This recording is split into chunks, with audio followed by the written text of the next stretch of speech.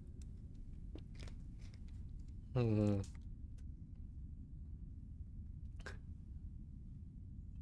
Hmm.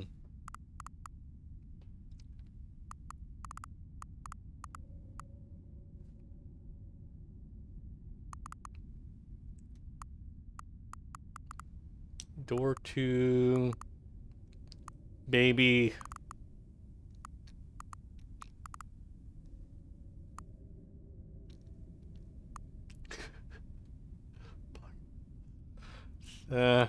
More boyfriends. Yes.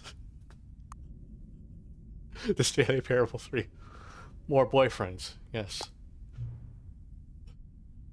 The Stanley Parable 3. More boyfriends. It's absurd. I love it. Every time you restart the game, we'll advance the number of sequel by 1, and then we'll pick a new subtile. That way, Stanley Parable will never end. And nothing in the game itself will change when you do this either. Any more content sounds like work. No need to do that. Just be the same content recycled again and again. With a new tile street. What do you say? Should we go forward with this plan? I like it, but I want you to have a say as well. Let's do it. Good, then it's agreed. A new sequel every time you start the game. And you know what? Since you've put faith in my idea, I feel like I'll giving you something as well. You see, I'm noticing the narrator never found a way to give you the broken achievement, did he? Of course not. I wouldn't expect him to know how. It's been bothering me. Let's fix it. Alright, there. The achievement machine, it's all fixed. You see, I'm on your side. We're in this together. We're going to keep this train rolling. The Stanley Parable cannot end. It can only spiral in on itself forever. I must keep the wheel turning. I'm ready. Are you ready? Great. There's only one last thing we need to do. Please enter the current time. It is 4:43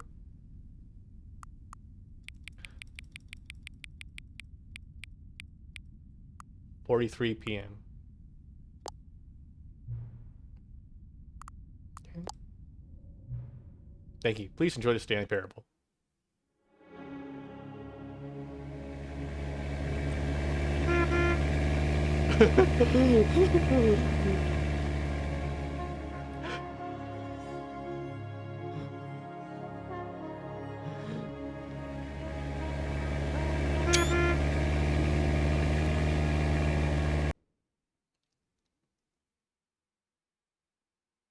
This is the story of a man named Stanley.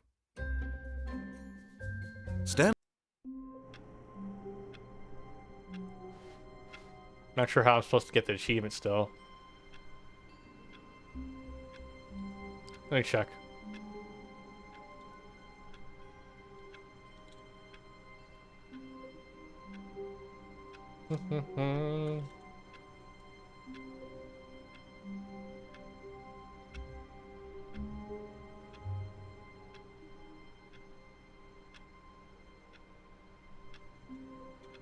Okay, I need to go All to of the new his content co-workers door. were gone.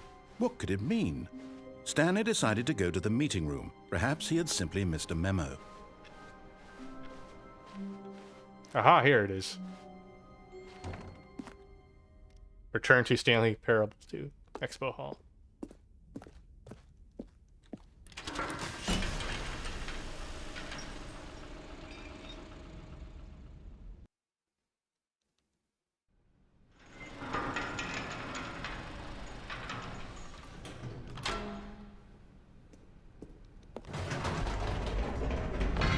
You see, Stanley, I've been reflecting on the Stanley Parable and about how roundly disappointing this ultra deluxe version has turned out to be.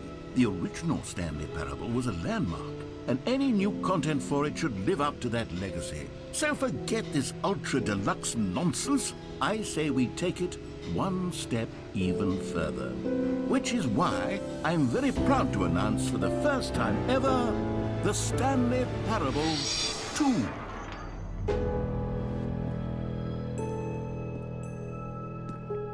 Yes, Yes, you see, isn't this far superior to a measly re-release with a few minor additions? Think of all the new territory we'll cover with a fully fledged sequel. An entirely new experience, built from the ground up.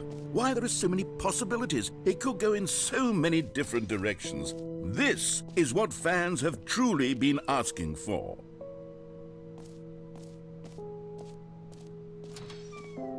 Now, to be clear, I haven't quite nailed down what exactly the Stanley Parable 2 is going to be, but let's take a look at some of the features I've been developing for it.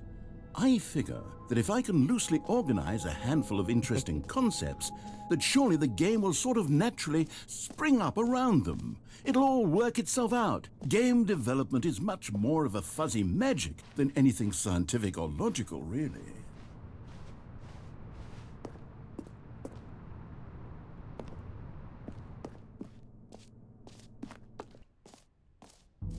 Here we are. Go on, try out some of the new features. Okay, I think we already tried out most of these.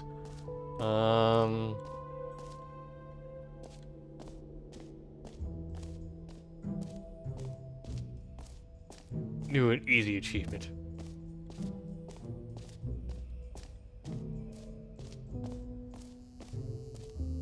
Now here's something special. You remember that broken test achievement that got left in the game on accident? Well, I'm developing a technology to simply give you the achievement.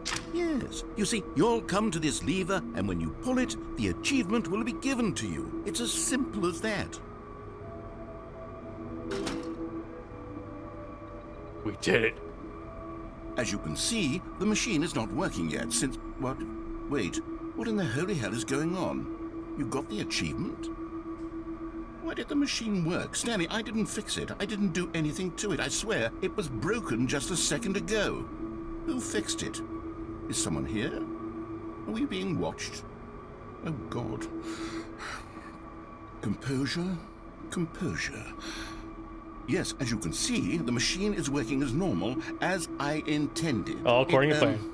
It truly speaks to the awe-inspiring magic of the Stanley Parable 2. Breathe. Just breathe.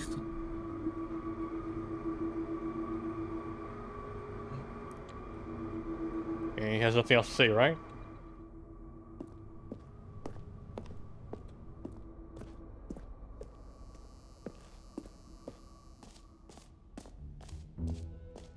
What else? What other exhibits haven't we seen yet? I think we already did those. Sang's World Champion. I think we already got the achievement, so let's see what's up here. Aha! I can see you've gotten the Settings World Champion achievement. Well done. You've experienced every setting, traveled to all corners of the settings menu. There's nothing you haven't seen. So, just for you, in the Stanley Parable 2, I'm including an entirely new setting, something called bumpscosity. What exactly is bumpscosity? Well, I haven't quite figured that part out yet, but I just know that you'll be able to adjust it on some sort of slider, and that it'll be available from the settings menu. We'll sort the rest of the details out later. I hope you're looking forward to trying out every level of bumpscosity in the Stanley Parable 2. Can't take the trophy. Oh. Is it actually in the game now?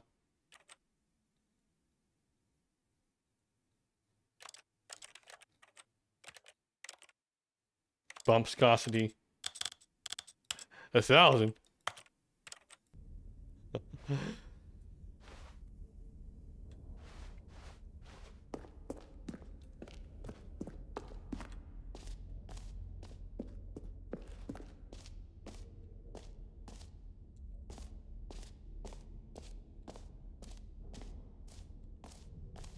Calling it the Stanley Parable 2 is just so much catchier than Ultra Deluxe, don't you think? Ultra Deluxe? What does it even mean? But the Stanley Parable 2, now that's an artistic statement right there.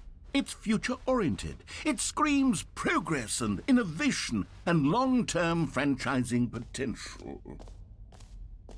Oh, we have 0 jumps remaining. Oh. You know what? let's bring the jump circle back for Stanley Parable 2 as well. It's... Oh, wait. You already spent all your jumps the first time we saw the jump circle? Oh well. I suppose it can just be a nice decorative piece then.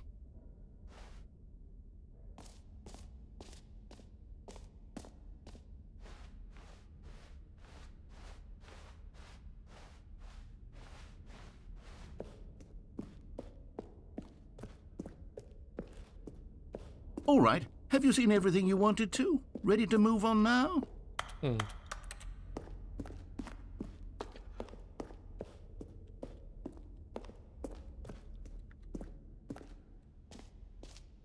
So, Stanley, what do you think? Do you like all of the new features? Yes, I know it's not exactly clear yet how exactly these features will come together as one single coherent video game, but I can feel it in my soul. It's going to work. There's definitely a good game in there somewhere. Say, let's do an experiment. I'll arrange these new features together, and we'll see whether or not I wonder if it there's anything new coheres after into this. a meaningful gameplay experience. Because we already did this before. Let's get into the achievement, change anything. Are you ready? Here it is. I give you the Stanley Parable 2.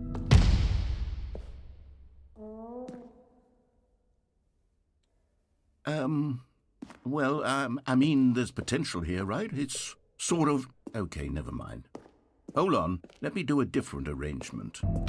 Okay, yes, this is much better. I feel good about this. Here we go. Version 2. Who am I kidding, Stanley? This isn't a coherent video game at all. It's a lot of gags. And I do very much enjoy creating gags, but they don't add up to anything. I wanted more than anything to create a sequel that would capture all the magic of the first game. I wanted fans to love it. No matter how good these gags are, they won't stand on their own. They would need the structure and the gameplay of the original. Wait, maybe that's it. I can take the original Stanley Parable and simply, well, insert a few of my new features into it. Tastefully, of course. With respect. With care for the vision and integrity of the original game. Would it possibly work? I suppose it could. But it would need a really, really tremendous title screen. A title screen that says with bold and uncompromising conviction, "This is the Stanley Parable 2. Let me see if I can whip something up. All right, perfect. Go ahead. Take a look.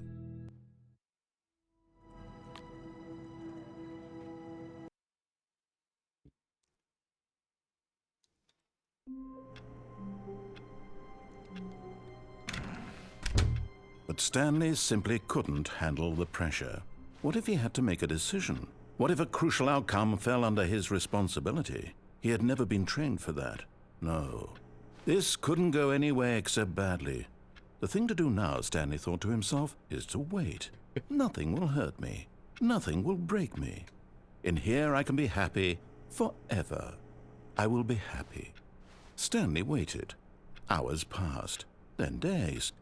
Had years gone by? He no longer had the ability to tell. But the one thing he knew for sure, beyond any doubt, was that if he waited long enough, the answers would come. Eventually, someday, they would arrive. Soon, very soon now, this will end. He will be spoken to. He will be told what to do. Now it's just a little bit closer. Now it's even closer. Here it comes.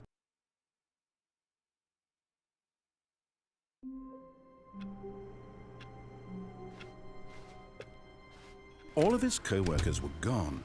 What could it mean? Stanley decided to go to the meeting room. Perhaps he had simply missed a memo.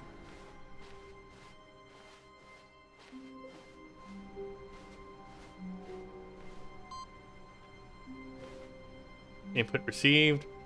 I don't know what else to do, but...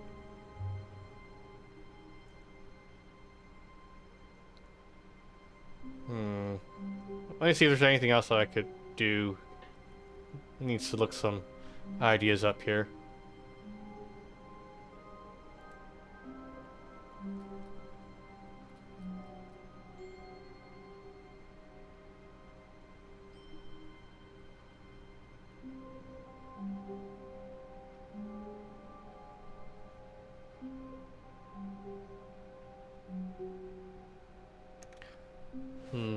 Let's see if we can take the bucket along. Where are we going today? The bucket asked. Stanley just smiled. gonna- Anywhere they went together would be perfectly fine with him. I'm just glad the bucket is available and the new content door's open, actually. That one closed up for a while. I don't know why. Oh, new content? What does that mean, new content?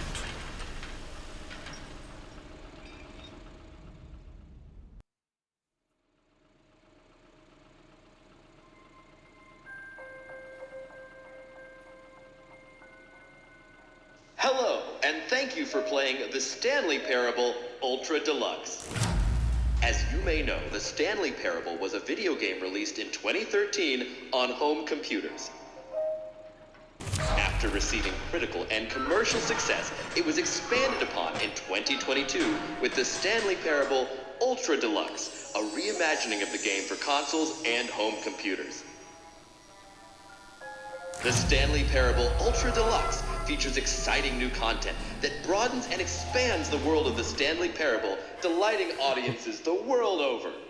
We already saw this though, but now we're seeing it with the bucket. Please, step inside and see what thrilling new adventures await in the Stanley Parable Ultra Deluxe. Oh, well, this sounds delightful. I'm very excited to see the thrilling new Ultra Deluxe content. Wait, Stanley, I've just now realized. That bucket you're holding, it's the bucket I've been working on for my sequel. How did you get your hands on it? Isn't this the preview to the sequel? How do you have the bucket already? This makes no sense at all. Hold on. Did I already show you my ideas for the sequel? I don't remember doing that at all. You're seeing things all out of order. Do I get more jumps now? Aw. All right, let's see. It's the jump circle.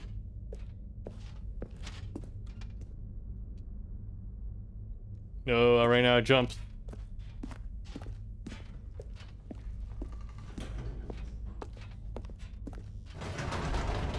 The infinite hole, the giant door. Did you see them already? Stanley, none of them are ready yet. I'm still developing them. They're not even close to finished. How did they look when you saw them? Were they captivating? Were they exciting? Did they fulfill on the promise of everything that a sequel to Stanley Parable could possibly be? Had I figured out how the hell to make a sequel to this game? I wouldn't say that.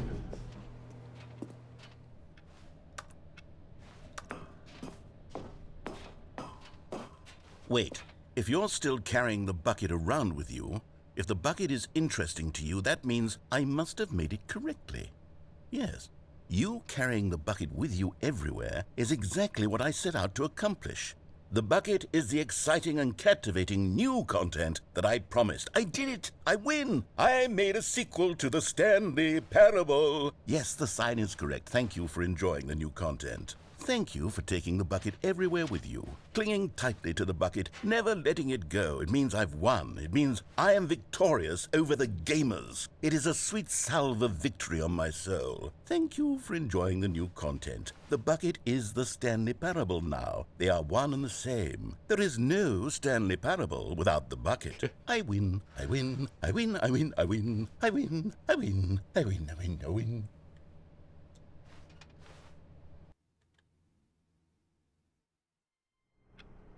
Alright, that's it for the bucket ending.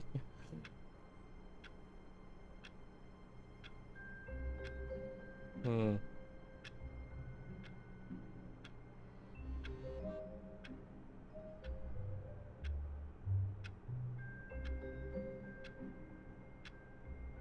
Hmm.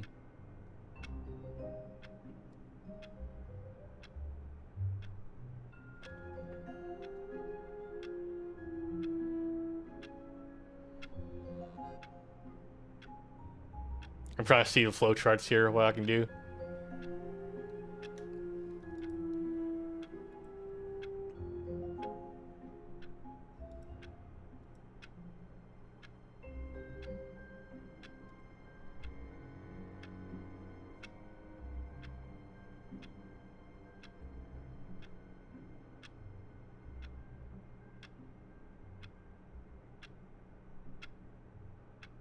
Okay, so I should try seeing what happens when I just fall from the mind control facility.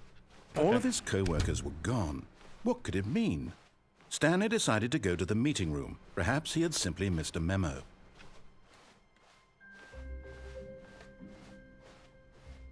When Stanley came to a set of 2 open doors, he entered the door on his left.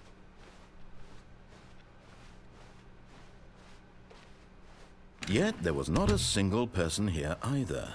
Feeling a wave of disbelief, Stanley decided to go up to his boss's office. Coming to a staircase, Stanley walked upstairs to his boss's office.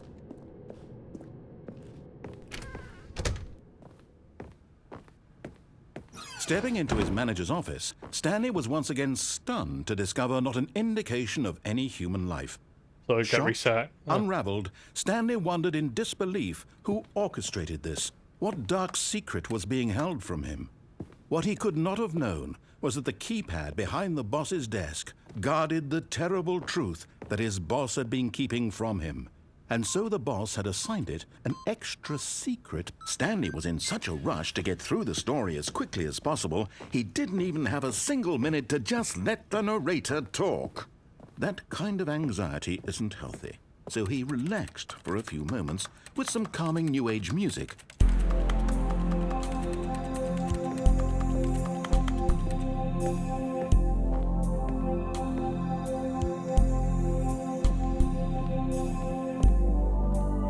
Feeling soothed and rejuvenated, Stanley calmly walked forward into the opened passageway. Here we are again.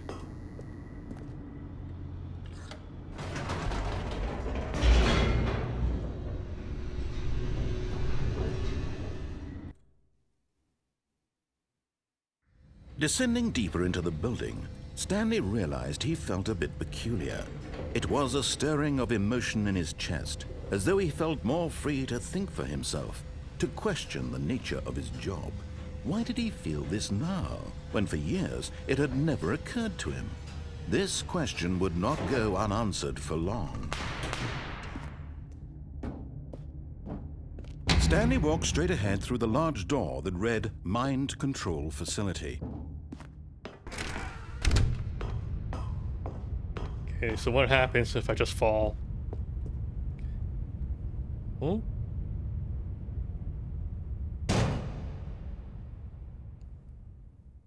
Aha! You've made it to the bottom of the Mind Control Facility. Welcome! You see, back when the Stanley Parable first launched in 2013, getting to the bottom of the Mind Control Facility was a bug that we simply didn't catch during development. And you all sent us lots of photos of it on Twitter and acted very superior about it. And you're all very, very clever. Good for you. Anyway, when it came time to update the game, we knew that we had to do something about this little goof of ours. So here you go. New content. You can call it the bottom of the mind control room ending, if that enhances your perception of the value of these updates. Isn't that what you crave? New content? Always more content, more content, more. And I'm here to give it to you. I'm here to make it seem like we really covered every nook and cranny of the game with secrets and Easter eggs. How about this? We wrote a new piece of music just for this section. You won't hear it anywhere else in the game. It's a secret that's just for you. That's how special you are. We call this track Good Job You've Made It to the Bottom of the Mind Control Facility. Well done.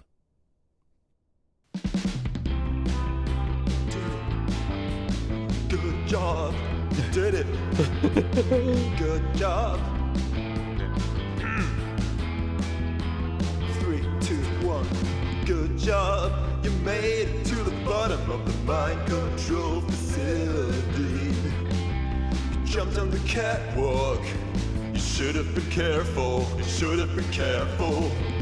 It used to be a bug, but now it's an ending. Now it's an ending. I believe in you. I believe in your ability to cross this barrier and chase your dreams. Railings don't mean anything. Good job, you did it. Good job, you did it. Good job, you did it. Good job, you did it. Good job, you did it. Good job, you did it. Good job, you did it. Good job, you did it. Good job, you did it. Good job, you did it.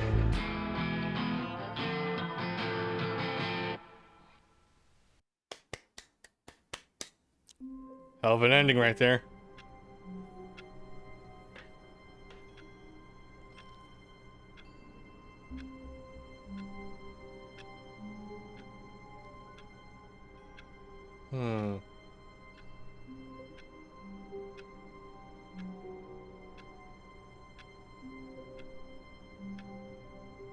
Okay, so the other one is to go up the elevator.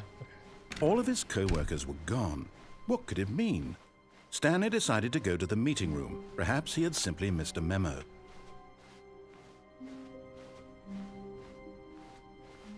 When Stanley came to a set of 2 open doors, he entered the door on his left.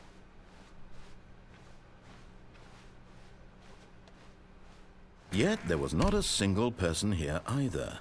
Feeling a wave of disbelief, Stanley decided to go up to his boss's office. Coming to a staircase, Stanley walked upstairs to his boss's office.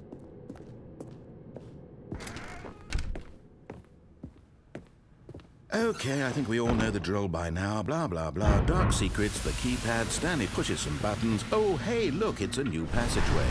Quelle surprise.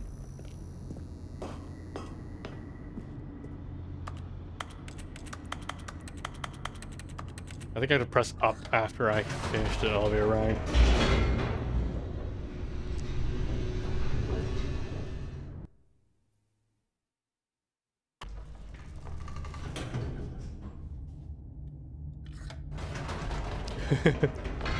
Whoops. Nope. Never mind. Stanley actually got back into the elevator and went back up. Silly me. Why did Stanley do that when he knew that it would just lead back to his boss's office? Well, that's a great question. I just can't wait to find out.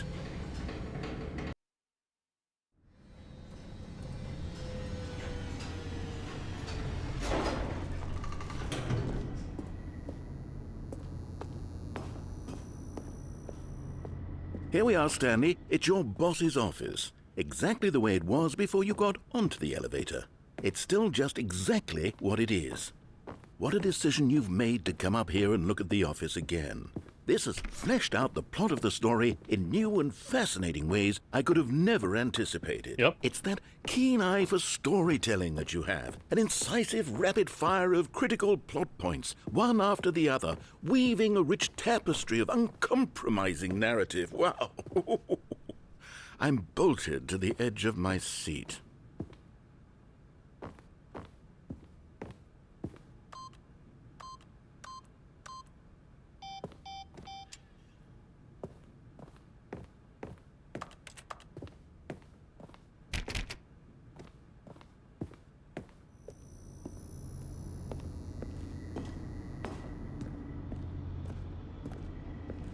Is there anywhere to go over here?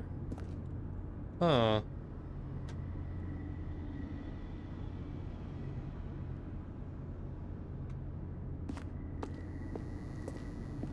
What happens if I keep going back up and down? Incredible. Now he's getting back into the elevator and going down again. Ladies and gentlemen, how does he keep coming up with all of this?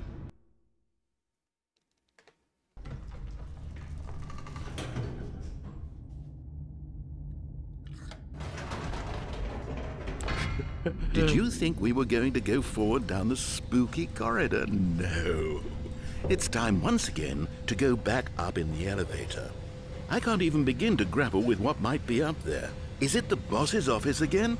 Or what if it's the boss's office this time? The suspense is killing me.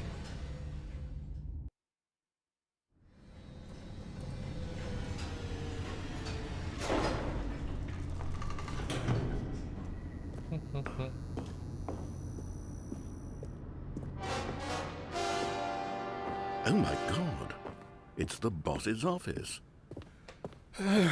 This absolutely changes everything for me. Give me a time out here for a minute while I process this.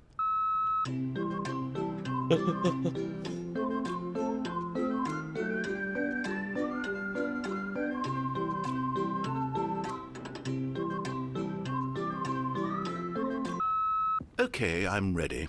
I'm prepared to embrace this stunning revelation and to move forward with... No, wait. No, I need more time to process.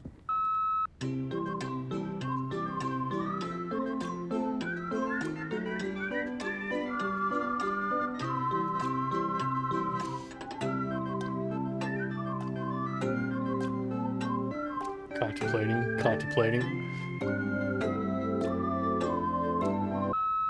All right. I have fully come to terms with it. I have made space in my worldview for this astonishing new reality. As before, I turn to your expert eye for gripping narrative, Master Stanley.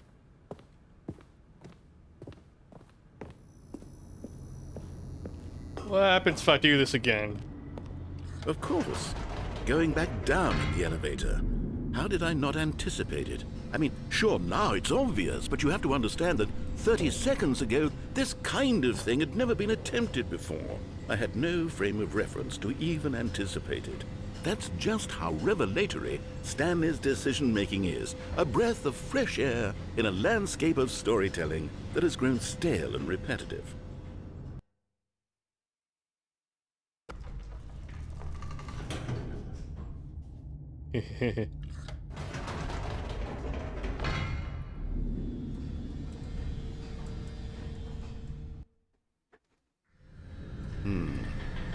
You know what? I've just thought of something. Hold on, let's stop for a moment. Don't you realize? It's the anticipation, Stanley.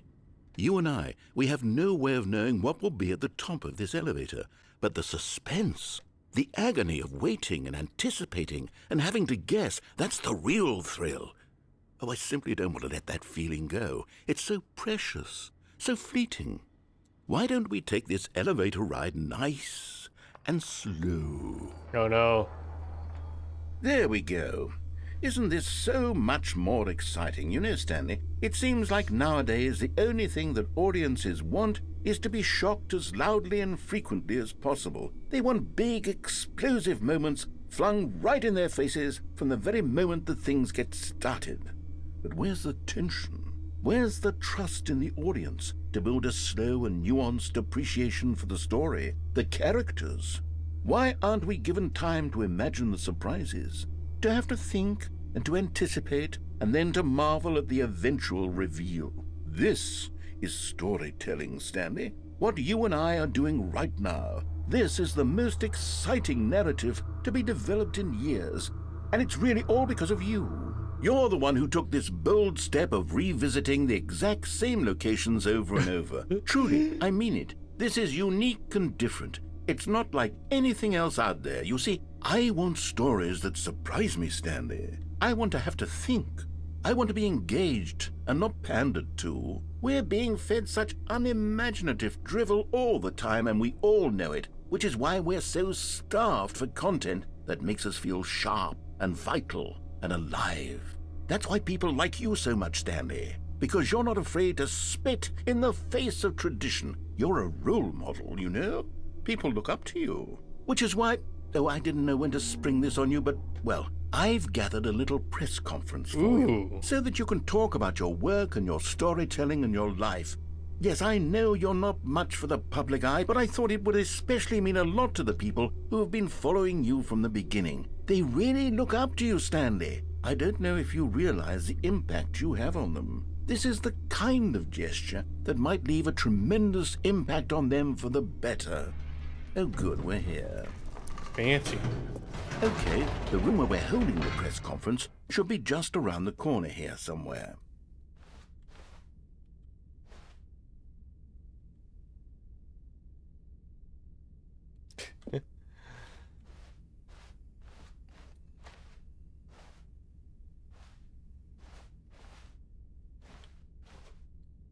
Ah, yes, here it is, just through this door.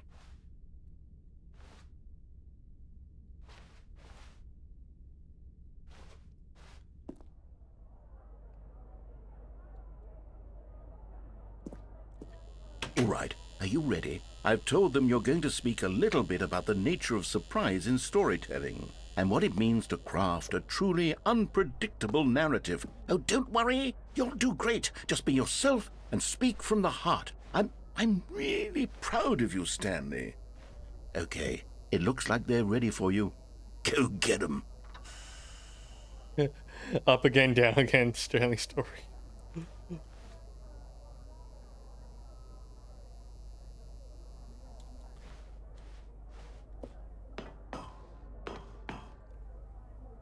The dude who came up with pizza.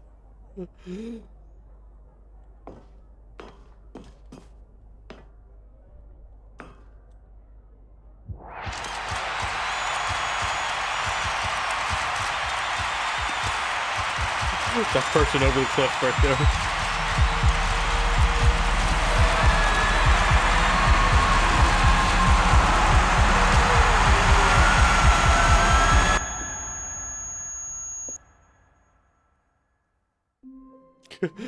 That's the ending. Okay.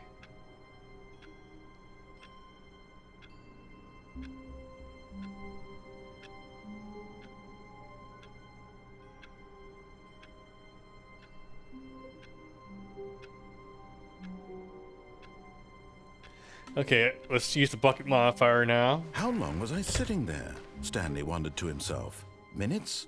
Days? Centuries? A good bucket. A strong bucket. A humble bucket. A committed bucket. A bucket of culture and distinction. Let's see what happens when we jump down clutched the bucket to the tightly mind to control his chest facility with the bucket. and entered the door on his left. Looking at all the new permutations with this thing now. Still no one was here. Stanley needed the bucket's warmth and comfort now more than ever. Perhaps his boss's office was where, coming to a staircase, Stanley and the bucket walked upstairs to the boss's office.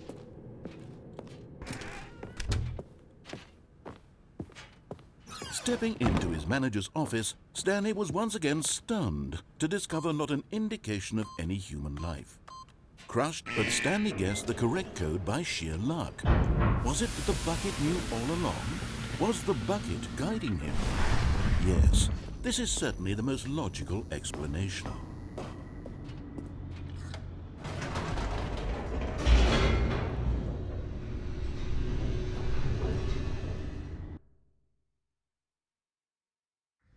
The elevator raced downward, plummeting towards an unknown fate.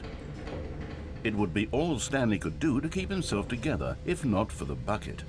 Soothing him, comforting him, reassuring that in this darkest moment of uncertainty, he would be all right. The bucket is here for you, Stanley. Everything will be fine.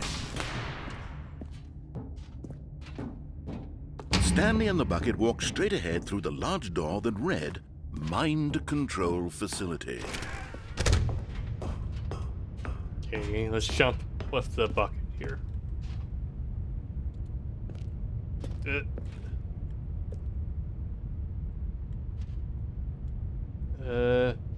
Oh.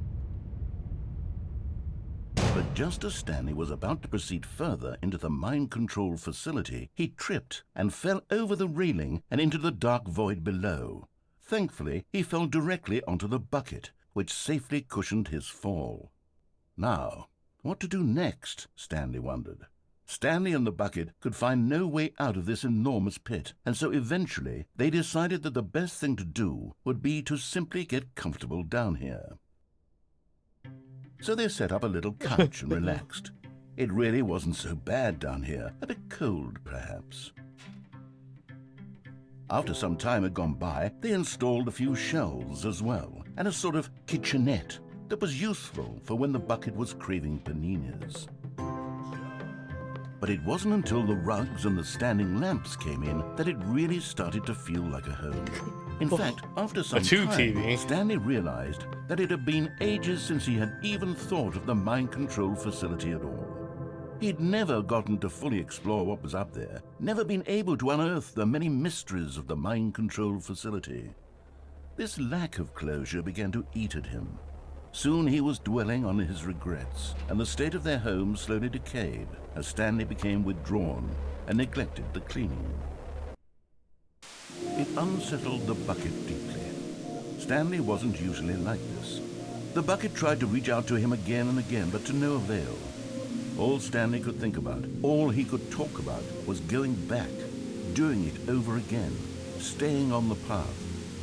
It was a mistake to leave the path. It was a mistake. It was a mistake. I need to do what the narrator says. I need to see the true ending. This made no sense at all to the bucket, which was simply trying to live its life down here as comfortably as possible. Yet Stanley was inconsolable. This isn't an ending. This is just a hole in the ground. The bucket sighed. True, it wasn't an ending. But it's where we happen to be. And maybe, possibly, if we accept the reality of things, maybe this will become an ending eventually. It's what the bucket was counting on.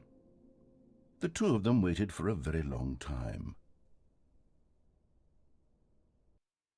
Is that it? Okay. All right. Let's see, what else can we do with the bucket now, then?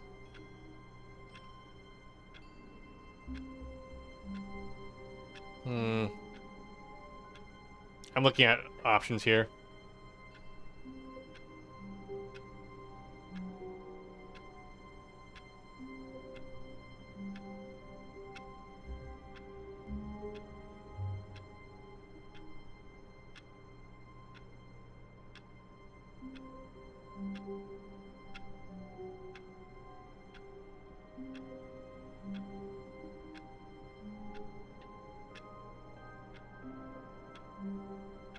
Okay, there's the option to, oh yeah, turn on the mind control with the bucket. All of his co-workers were gone.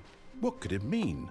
Stanley decided to go to the meeting room. The embrace of an old friend, a weathered companionship that stands the test of time.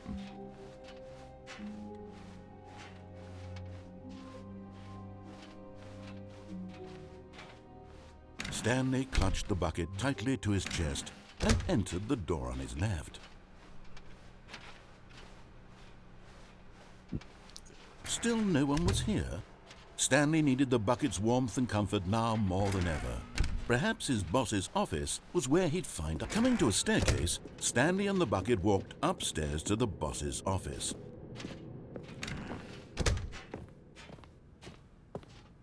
Stepping into his manager's office, Stanley was once again stunned to discover not an indication of any human life.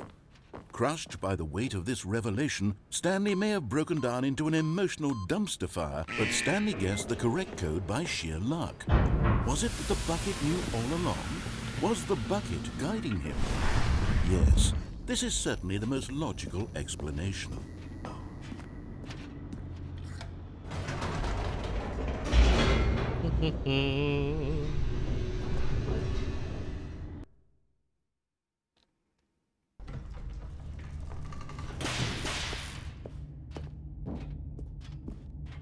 Stanley and the bucket walked straight ahead through the large door that read, Mind Control Facility. Oh man, we have to go through the catwalks now.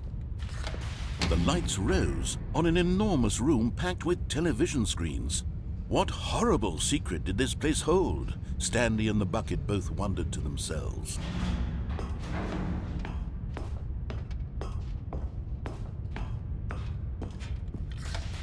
The monitors jumped to life, and Stanley nearly dropped the bucket in shock. Everyone in the office was being videotaped, monitored like guinea pigs. The bucket had never seen anything like this, and it very nearly burst into tears as Stanley cradled it gently, reassuring it that everything would be fine. Was the bucket under the mind control facility's influence as well? Had the bucket been told to do things it didn't wish to do?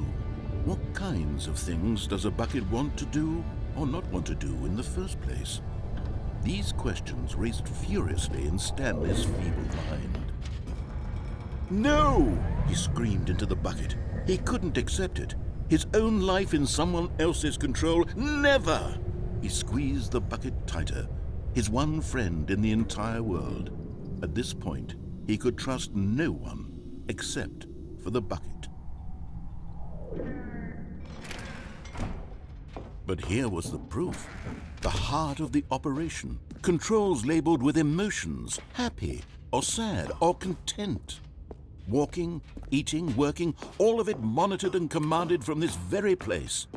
And as the cold reality of his past began to sink in, Stanley decided that this machinery would... But at the last second, the bucket jumped in and pressed the button to turn on the controls. Stanley gasped in horror. Had this been the bucket's plan all along? To take over the machine and claim the power for itself? How could the bucket have betrayed him like this? Stanley was prepared to throw the bucket away in disgust when suddenly an image appeared upon the enormous screen. Birds. Silly birds. What? The control buttons became active again. Birds aren't real.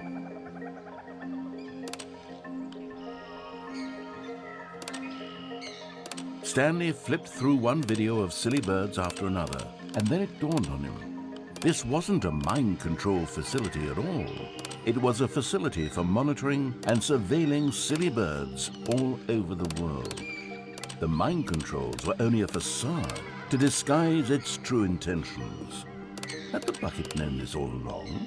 Stanley marveled at the metal genius in his hands, the one who had pointed him towards this incredible discovery.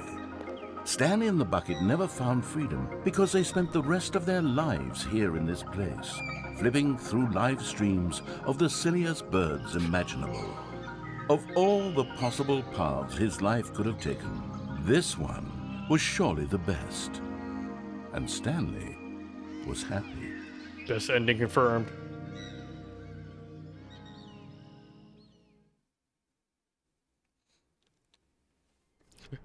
Alright, what can we do next?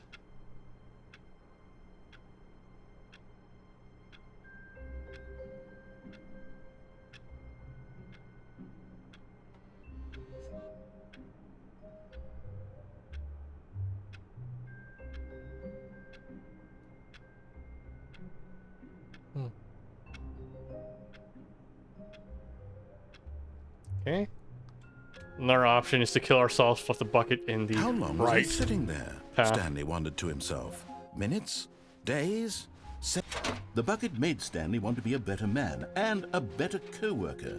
In time, perhaps, he would become both of those. Stanley clutched the bucket tightly to his chest. This was not the correct way to the meeting room, but Stanley had felt the bucket calling to him, telling him that the employee lounge was simply the place to be. And here it was. Had the bucket turned out to be correct? No, never mind. The bucket was wrong. Stanley took the door on his left to go back to the meeting room. No, Said the bucket. don't go to the meeting room. Go somewhere else. The cargo lift, yes. Go there. Go to the cargo lift. Alright, let's go. But Stanley feared that any path he walked might lead to the separation of himself and the bucket, his dearest friend. So he threw himself to his death, that they might die in one another's arms. How deeply touching. Alright. Actually, let me see what this path was available. Oh.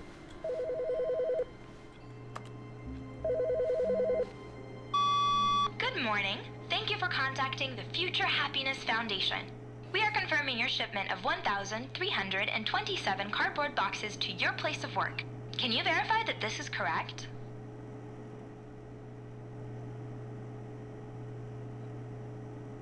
Yes?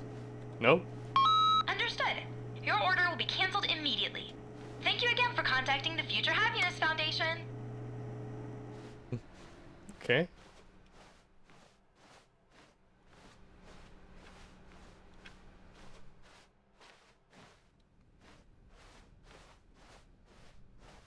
When Stanley came to a set of two open doors, this was not the correct way to the meeting room, and Stanley knew it perfectly well. Perhaps he wanted to stop by the employee lounge first, just to admire it. Wow, yes, this room. But eager to get back to business, Stanley took the first open door on his left. Stanley was so bad at following directions, it's incredible he wasn't fired years ago. Let's see which path we want to go down. I don't think it's possible to jump to D. No, it looks like it's an exit. Let's try here. Let's See, do I want to check out what's over here first?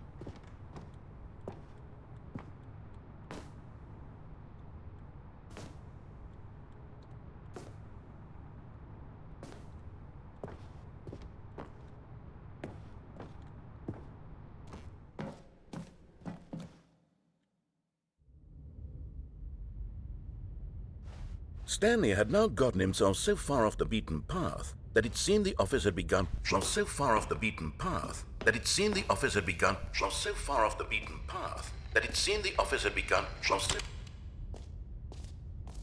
You didn't think I was actually just a recording, did you? What a silly and trite explanation that would be. All the back and forth between you and me, all the absurd adventures we've been through, and it all turns out I'm just a tape recording? It was all just in Stanley's head. I bet that's the kind of twist you think is revelatory. I bet each and every time you watch a movie where it turns out all to be in the main character's imagination, you must absolutely bolt off the couch in pure shock at the phenomenal and intricate storytelling. It must be so simple to be you. Life being an unending waterfall of surprises and delights. How much more exciting you must find the world than the rest of us do. Now I've become sad. Look what you've done to me. This is all your fault. Yeah, whatever. Let's go.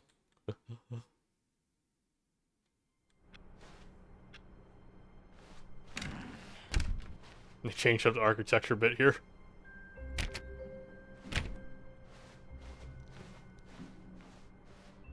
When Stanley came to a set of 2 open doors, he entered the door. This was not the correct way to the meeting room, and Stanley knew it perfectly well. Perhaps he wanted to stop by the employee lounge first, just to admire it. The lounge was sublime, a work of art. But eager to get back to business, Stanley took the first open door on his left. Stanley was so bad at following directions, it's incredible he wasn't fired years ago. Look, Stanley, I think perhaps we've gotten off on the wrong foot. Or if there's a way to get to... I'm not your enemy, really, I'm not. I realize that investing your trust in someone else can be difficult, but in his eagerness to prove that he is in control of the story and no one gets to tell him what to do, Stanley leapt from the platform and plunged to his death. Good job, Stanley. Everyone thinks you are very powerful. Okay, let's see what other endings we can do.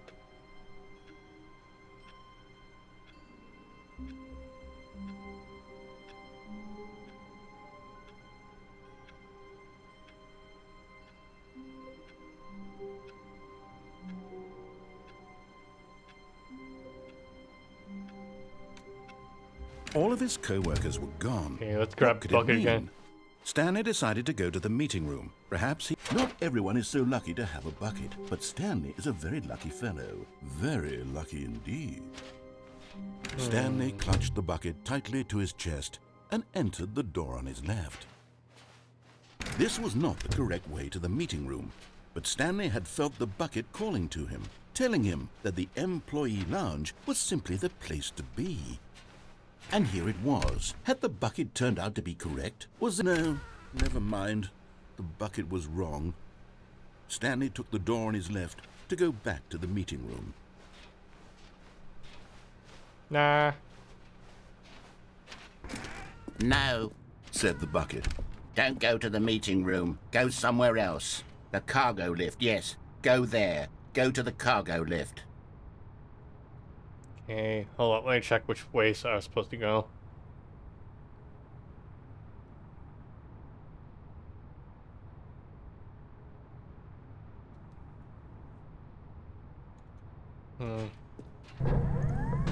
Good, said the bucket. Now ride the lift all the way to the top. There's something up there I need you to do. Stanley did not question why or how this bucket was speaking to him. It should have alarmed him, of course, because buckets can't talk. But Stanley chose not to think about this obvious fact. He was firmly convinced that the bucket had spoken to him, and he unthinkingly did whatever the bucket asked. I'm sure the bucket's legit. In here. Said the bucket. Go into this dark room over here.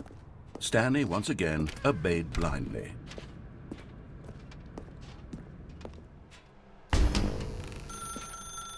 Now pick up the phone, said the bucket. Pick up the phone and it will take us back home, where we can go about life together. What happens if I do this, though? Whoa, hold on. Why did you unplug the phone?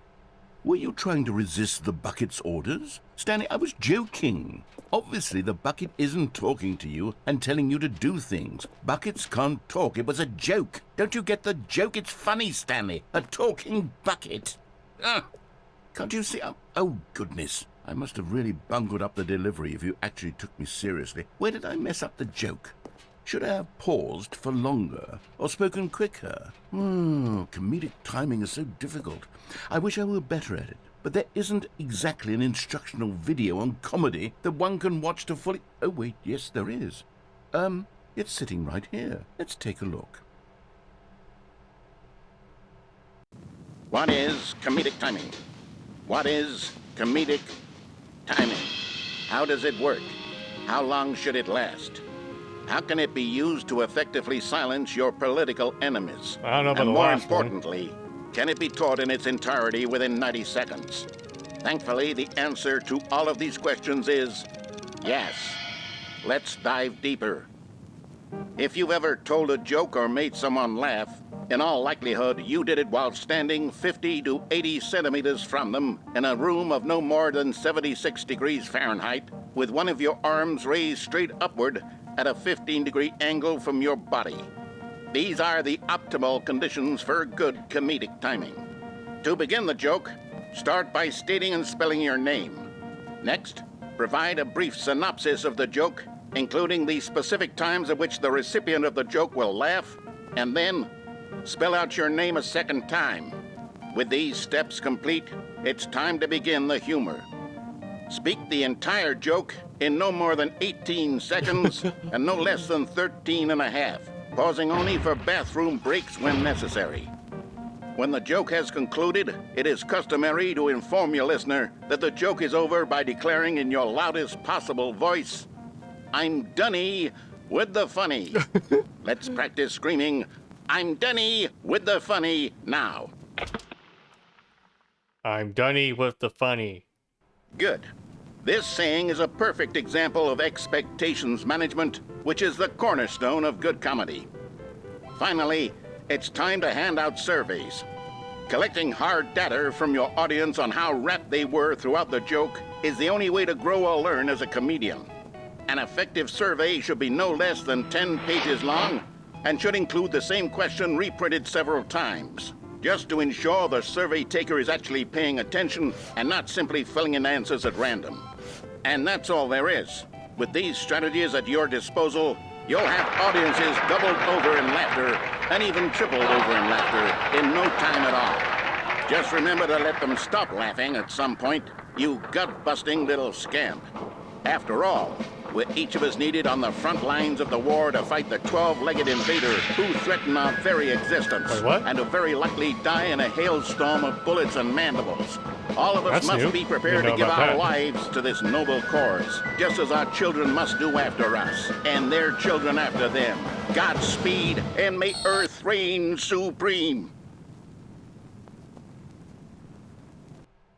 Hey, goodness, this video is a little outdated, isn't it? Well, no matter. I think the fundamentals of proper comedic timing are still as relevant today as they were back then. So with that in mind, I believe the only way forward is for us to return to the two doors and walk through all of this again, so I can try telling my story with more appropriate comedic delivery. Come along, let's head back.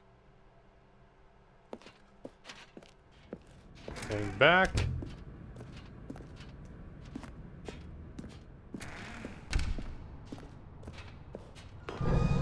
I can feel it. This time, I'm really going to nail the delivery. You'll be in stitches. A talking bucket, you'll say? How ridiculous. How absurd. What a hilarious concept. The king of comedy. That's what you'll call me. Thank goodness we had the instructional video. Otherwise, who knows where we'd be right now. Well, I wouldn't be the king of comedy, that's for sure. The bucket spoke to Stanley. The bucket spoke. The bucket spoke. Oh, I'll figure it out on the fly. No need to overthink things.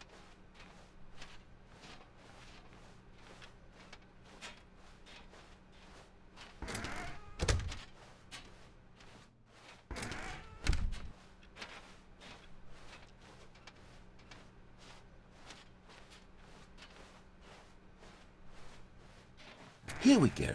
You ready? When Stanley and the bucket came to a set of 2 open doors, they entered the door on the left. Okay, let's see that timing of yours. What? We're back at the phone already? No. What's going on? There was supposed to be several rooms leading up to this. There was supposed to be a build-up to this point. A dramatic display of remarkable comedic wit which culminates in this scene with the phone. But now the timing's completely off. The joke will never land. Well, not the way it was meant to. And it's all my fault. I must have forgotten that the phone room comes immediately after the 2 doors room. What an egregious mistake. I've made a fool of myself. I don't deserve the title of King of Comedy. I'm nothing. I'm not even the lowliest joke-telling whelp. I think I need to go back and rewatch that instructional video again. Yes, surely that will help me improve my... Oh, wait, no. Do we need to watch it again? Oh. Here we go. You ready? When Stanley and the bucket came to a set of 2 open doors, they entered the door on the left.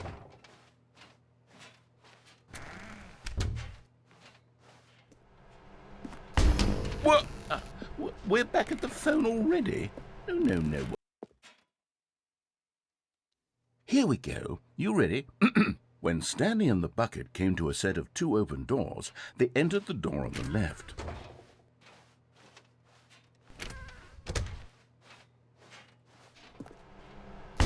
What? We're back at the phone already? No. Here we go. You ready? When Stanley and the bucket came to a set of 2 open doors, they entered the door on the left.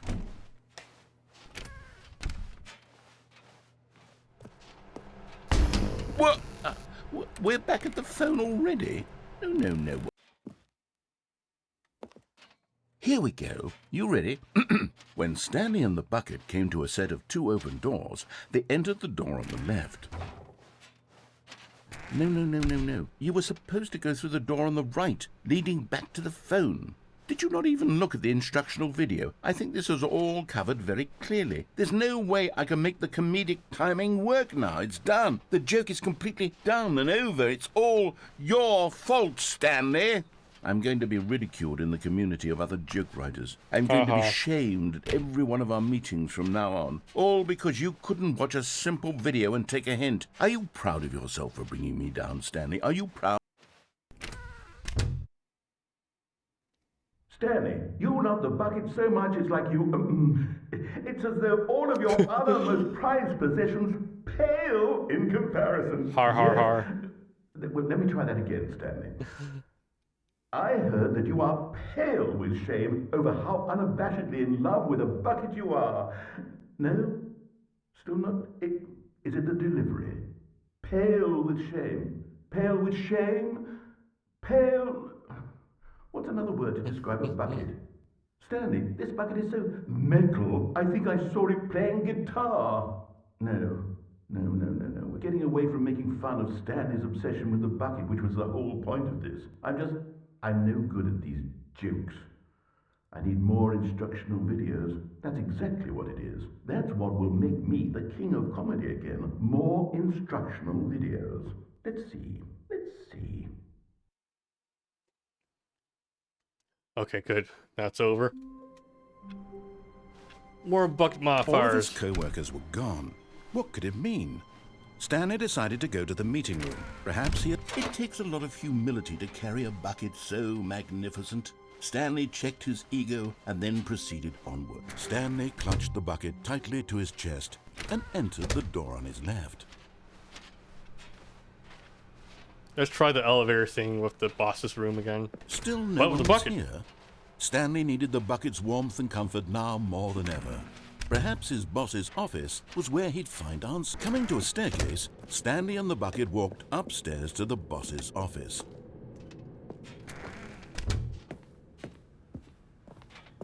Stepping into his manager's office, Stanley was once again stunned to discover not an indication of any human life.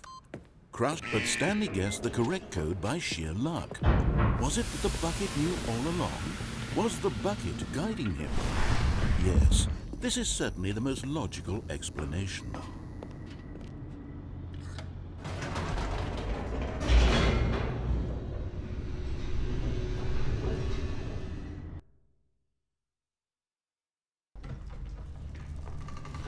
Now let's go back up.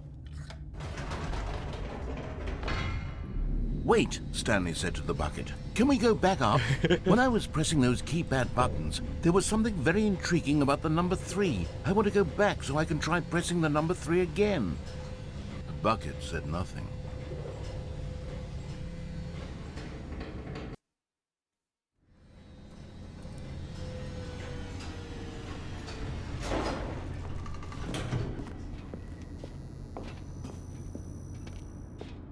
Here we are, said Stanley. Now I'm going to try out that number 3 button.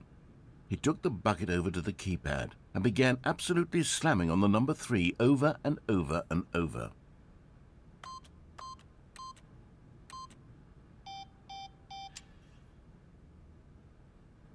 Well, that's it. Wow, he said. The number 3 is such a special button. I'm having the time of my life. Stanley looked expectantly at the bucket, but the bucket remained silent. This was a shock to Stanley, who had always felt such a connection with the bucket. How was this not as exciting to the bucket as it was to him? Once Stanley had had enough of the number 3, he got back in the elevator.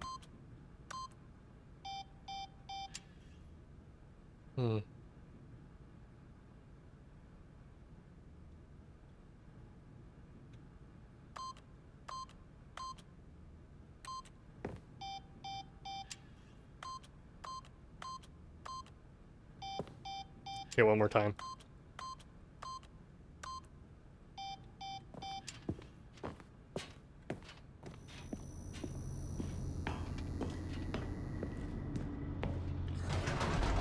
Perhaps the bucket had missed something.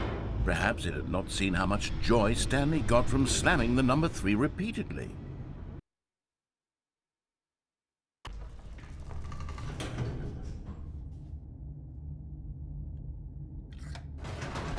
And we're going back up. No, said Stanley to the bucket. You can't go on yet. Not till you understand how much the number 3 means to me. You and I have been through so much together, and I just want you to see what I see. Feel the happiness I feel. He smiled at the bucket, and the bucket said nothing.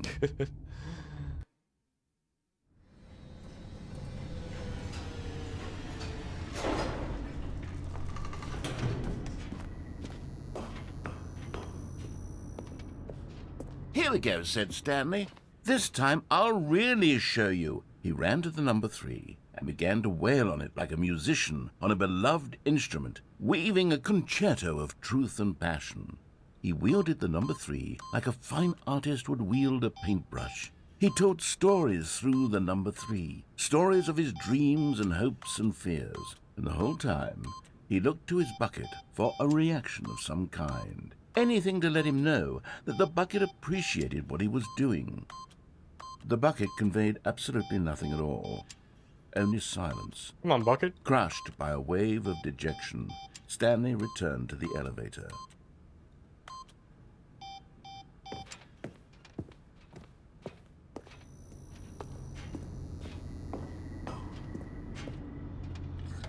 Stanley and the bucket were so close. They'd always been there for one another. Why suddenly could the bucket not connect with this passion of Stanley's? The question caused Stanley to ruminate the whole way down the elevator. He knew that there must be a way to get through to the bucket, to communicate fully with his dear friend. Surely there was a solution, mustn't there be?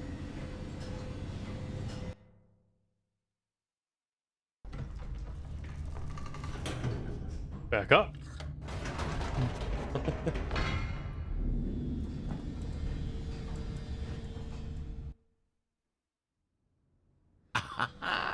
Said Stanley. I know what to do. I know how to fully express this feeling in my heart. He decided right then and there that he would hold a press conference where he would speak to the public on all matters relating to pressing the number 3 over and over. He would elaborate fully on what the number 3 meant to him and why he felt so alive when pressing it. Then the bucket would be able to see his joy through the eyes of others. It would get to see the world react to this discovery of Stanley's. And it would be through the public eye that the bucket would finally understand Stanley's work. Oh, this again. For months, he advertised and marketed his press conference, building excitement around it, developing and rehearsing it, until it couldn't be refined a single measure further. When the big day arrived, Stanley was as prepared as he'd ever been for anything in his life. This was it. One last chance to win the bucket over. One opportunity to share a true connection with a loved one.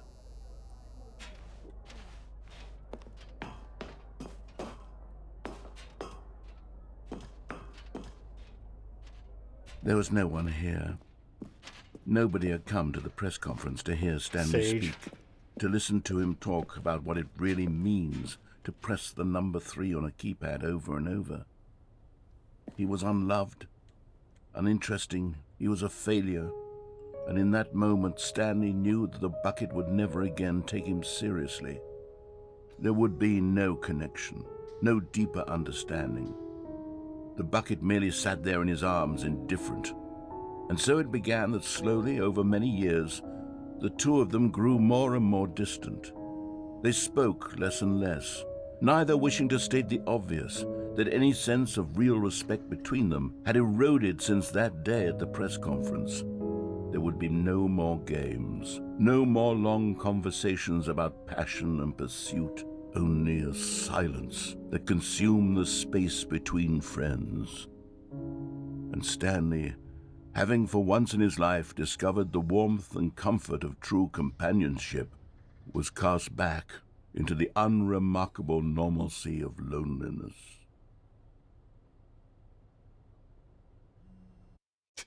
Hearing the phone vibrating in the background there.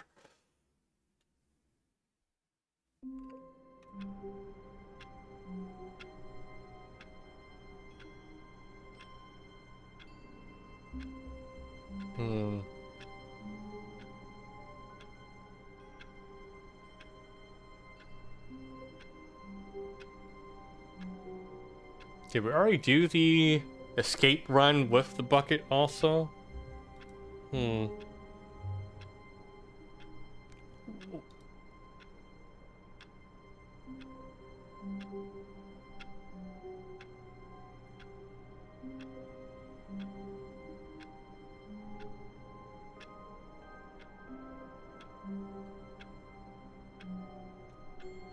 Let's try it, just be sure. My God, the bumpscosity in here is absolutely overwhelming. 1,000?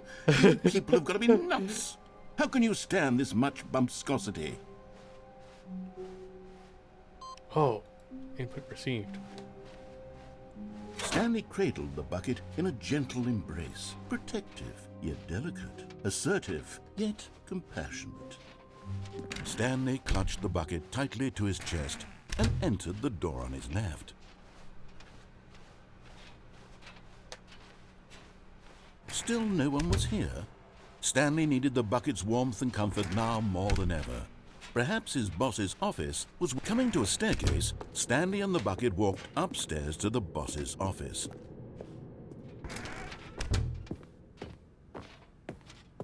Stepping into his manager's office, Stanley was once again stunned to discover not an indication of any human life. But Stanley guessed the correct code by sheer luck. Was it that the bucket knew all along? Was the bucket guiding him? Yes, this is certainly the most logical explanation.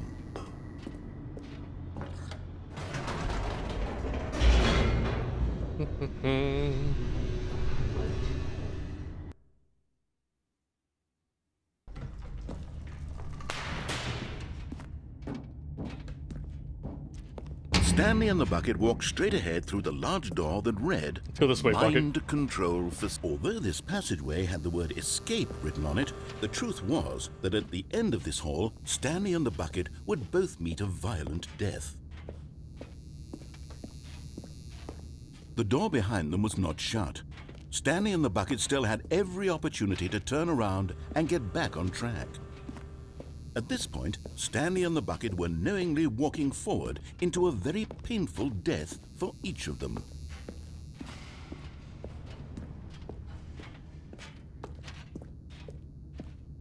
Geronimo.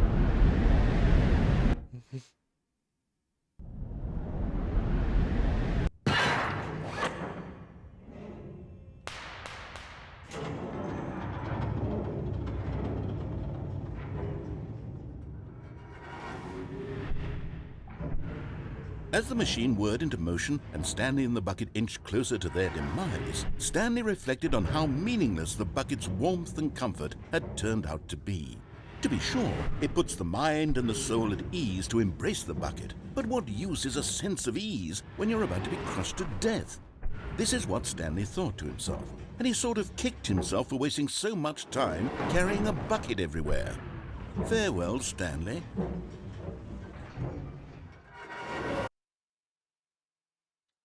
"Farewell, Stanley," cried the narrator, as Stanley and the bucket were led helplessly into the enormous metal jaws.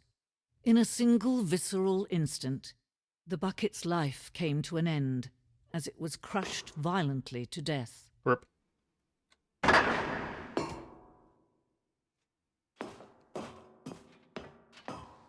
It was a shame, the death of such a magnificent bucket. It's true that all buckets are radiant in their own way, but this one stood above the rest.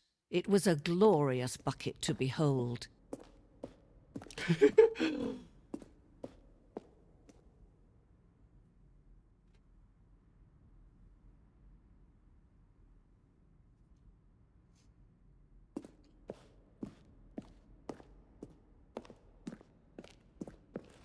Can you see how arrogant it was for Stanley to take a bucket like this and to claim it for his own? Can you see the hubris that blinded him? Can you see that the bucket is far more noble than Stanley will ever be in his short life?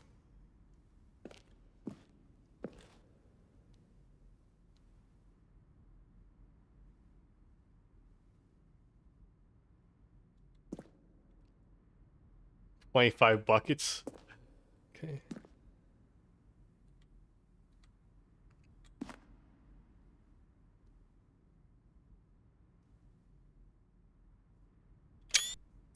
I think there's more than 25 buckets in this.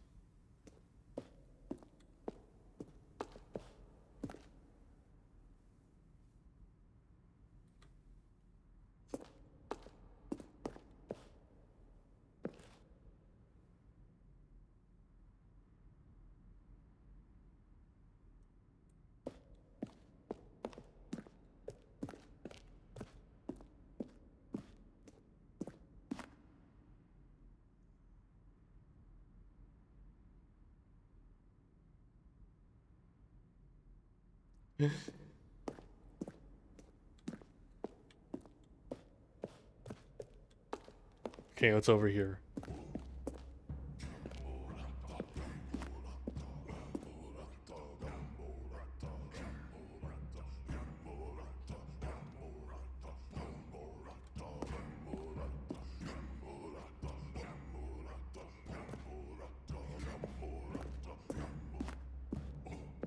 No man can own a bucket, and certainly not a bucket as dazzling to behold as this one. It is man who should kneel before the bucket. The hanging bucket.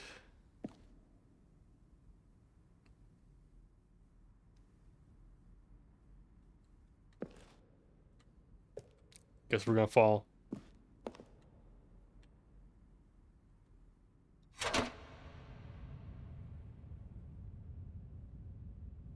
But there is something we can do. Something we can do together, you and I, that will right this terrible wrong. Let Stanley die. Let him be crushed by the machine. Don't reset the game. Don't give him another opportunity to run off with another beautiful bucket. We can save the world's buckets from their treatment as tools and implements if only we let Stanley die together. The bucket shall take its place as ruler, as leader, as commander of a new world, a new vision for...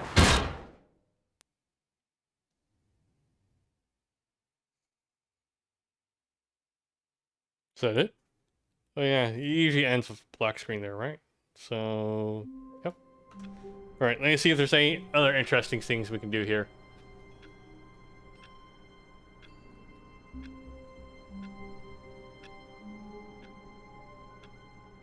I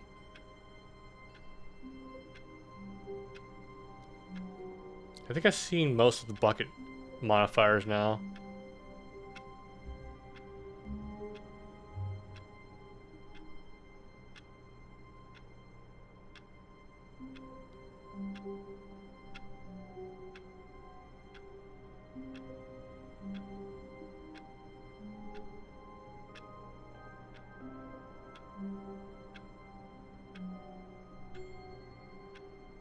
There's one here that says white room. I'm not sure how to get to that one to begin with, though. Take the bucket to the white room in the first office room.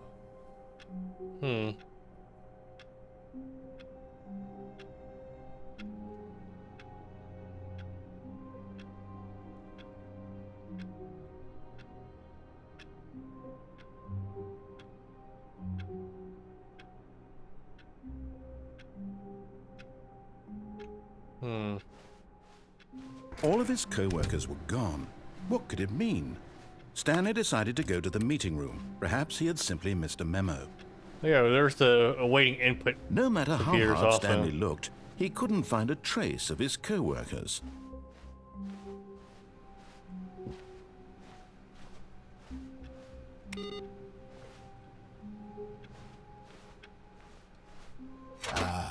Stanley's bucket, the only co-worker he would ever truly need.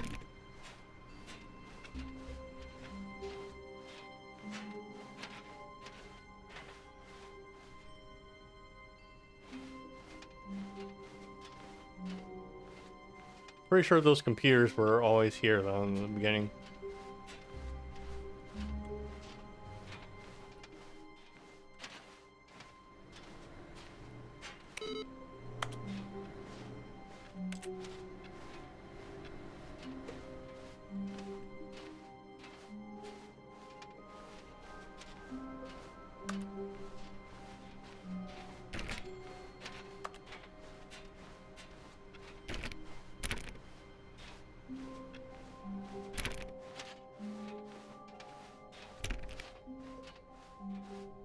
Stanley clutched the bucket tightly to his chest and entered the door on his left. This was not the correct way to the meeting room, but Stanley had felt the bucket calling to him, telling him that the employee lounge was simply the place to be.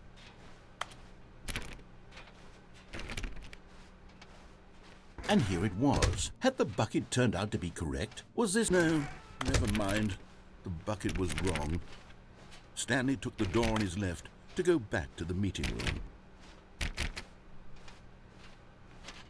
And so the two of them detoured through the maintenance section and walked straight ahead to the opposite door.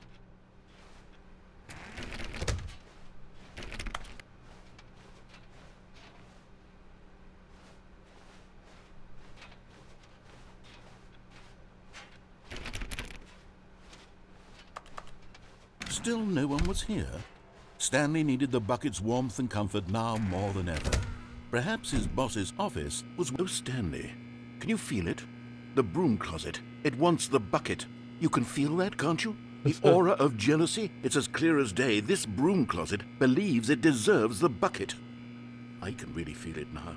It's a bucket. It belongs in a broom closet. That's what the broom closet is trying to say here. It's supposed to go with the other cleaning supplies. Good for you, Stanley. Don't give in. Don't hand over the bucket. I know how hard it must be, given the pressure that the broom closet is putting on your shoulders right now, but you have to be strong. This is your bucket.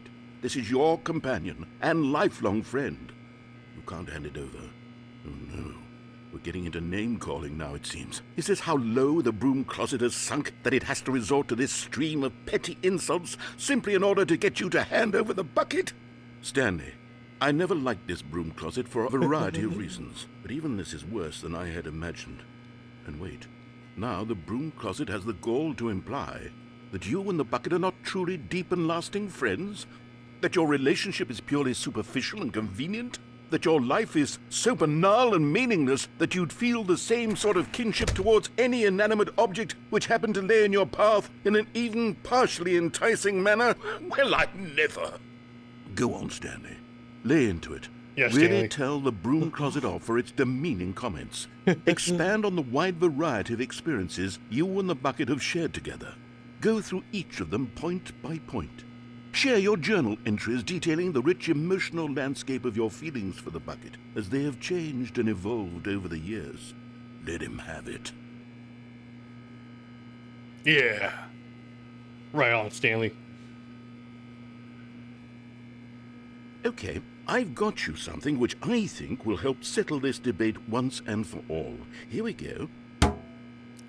There. Now it's settled. No more debate, no more discussion. Take a hike, broom closet, with all your meandering philosophical diatribes about the nature of cleaning supplies and their relationship to broom closets in the natural order of things. Let's see what happens if we wait a little bit longer. All right, I've got a second sticker back here, and I'm going to slap it on as well because I think it's appropriate. You see? I feel that it works because the sticker is also a bucket. That way, if you're ever unsure whether the thing you're holding is a bucket or not, you can look down at this sticker and say to yourself, "Ah, it's a bucket." There really is a wide variety of applications for this sticker. Any more stickers? You know what? I could take the name-calling and the dismissal of your kinship with the bucket, but now the broom closet is just giving us the silent treatment. And to be honest, I'm sick of the pettiness on display. You can stay here all you like, but I've had it with this impetulant room of cleaning supplies. Easily the most childish such room I've ever been in. I'll see you outside, and we can get on with the story about you and your bucket. So no stickers?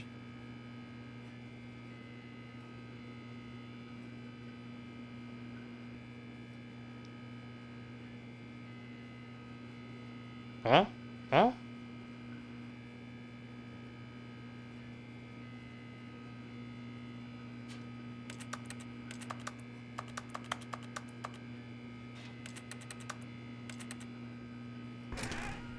All right. Coming to a staircase, Stanley and the bucket walked upstairs to the boss's office. Okay, I think we saw all the permutations of going upstairs to the boss's office, haven't we? Let's see.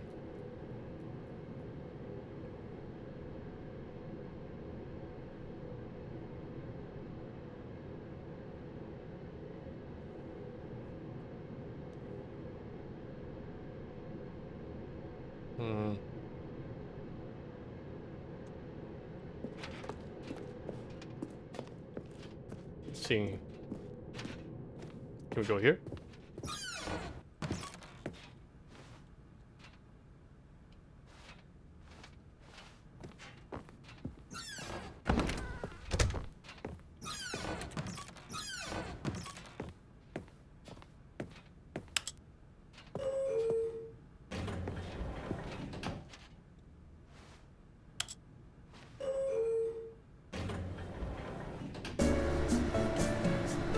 Does this do anything?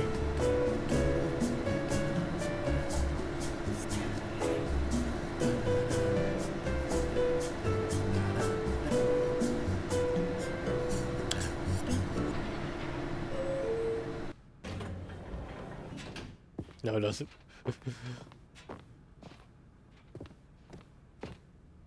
Awaiting input.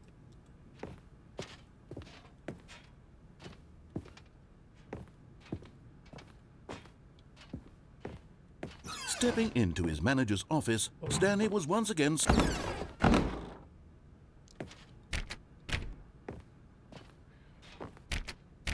I wonder if I was supposed to do that. Oh.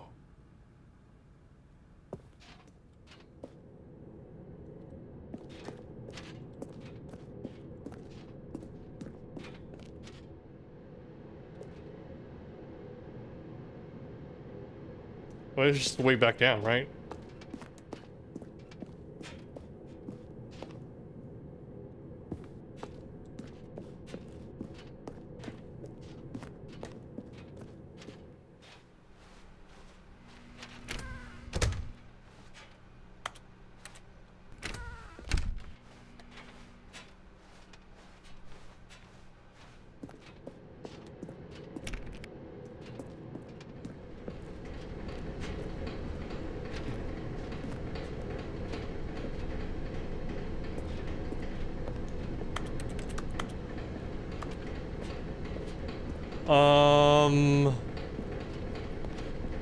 Where do we go from here?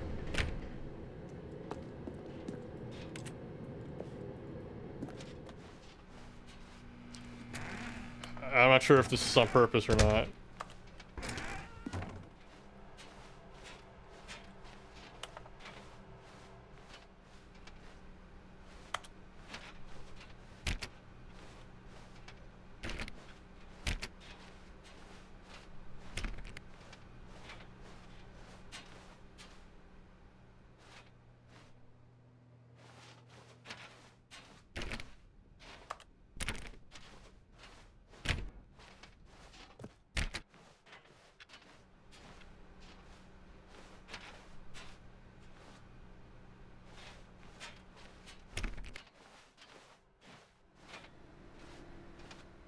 Why is this room open?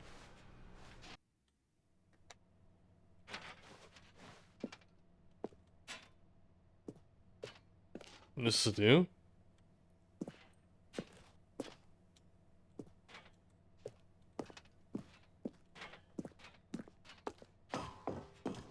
Skate pod, huh?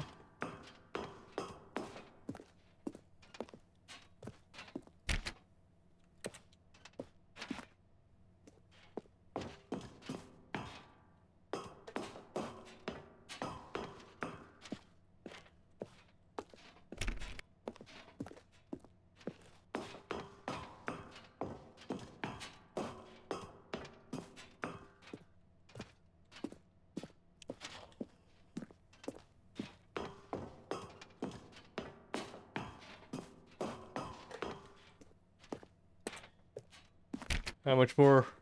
How many more floors is off?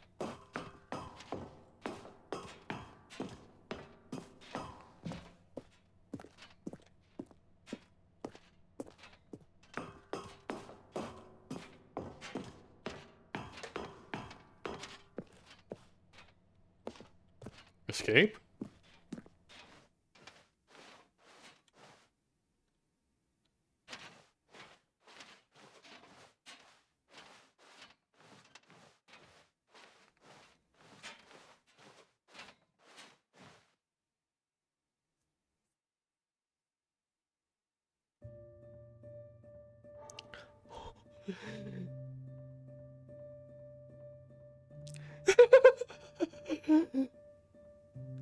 Be still.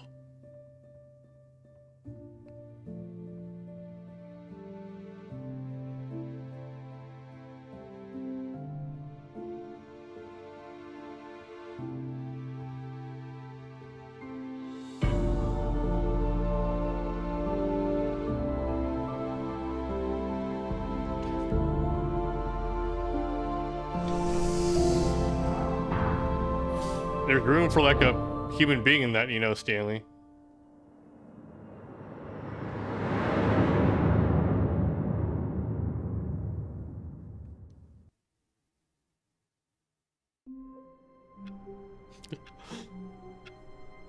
Is that it for the bucket now?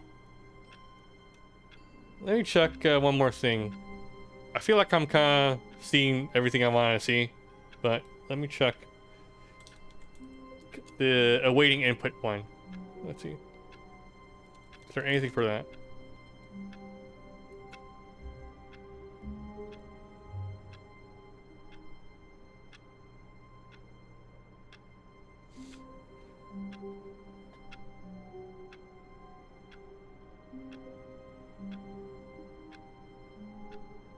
Okay. All right.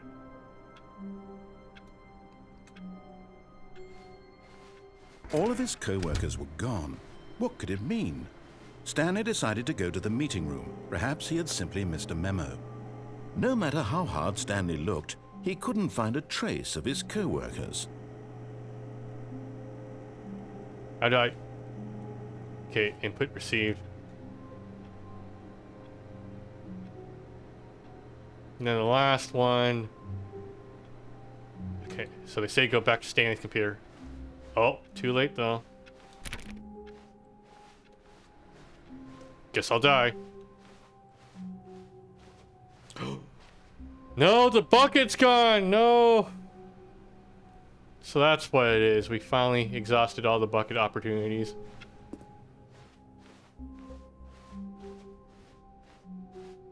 When Stanley came to a set of 2 open doors, this was not the correct way to the meeting room, and Stanley knew it perfectly well. Perhaps he wanted to stop by the employee lounge first, just to admire it. The lounge was grand, majestic, perhaps, but eager to get back to business, Stanley took the first open door on his left. Stanley was so bad at following directions, it's incredible he wasn't fired years ago.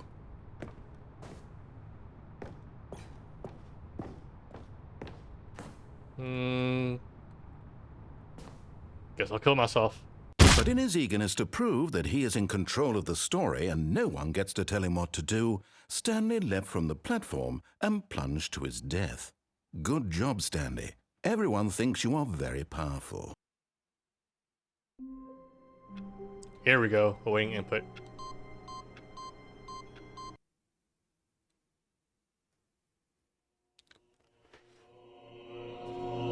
Sambo call?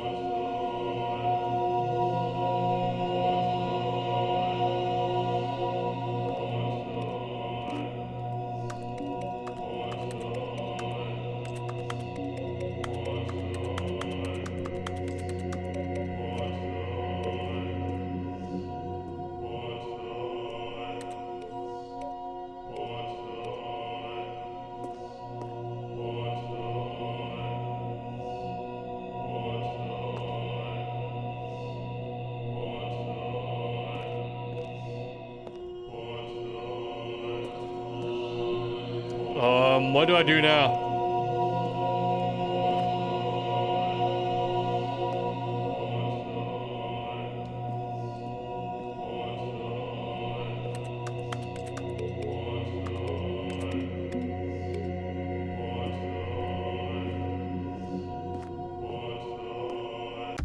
What the fuck do you do?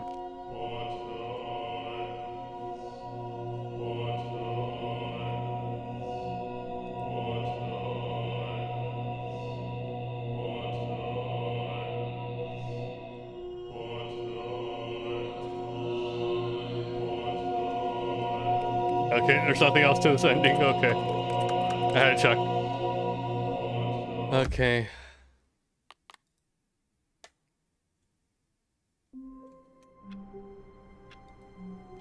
Okay, I think with that, I think I'm ready to call it for the Stanley Parable Ultra Deluxe. We got all the reasonable achievements for it. And we explored a good chunk of all the paths that they have added.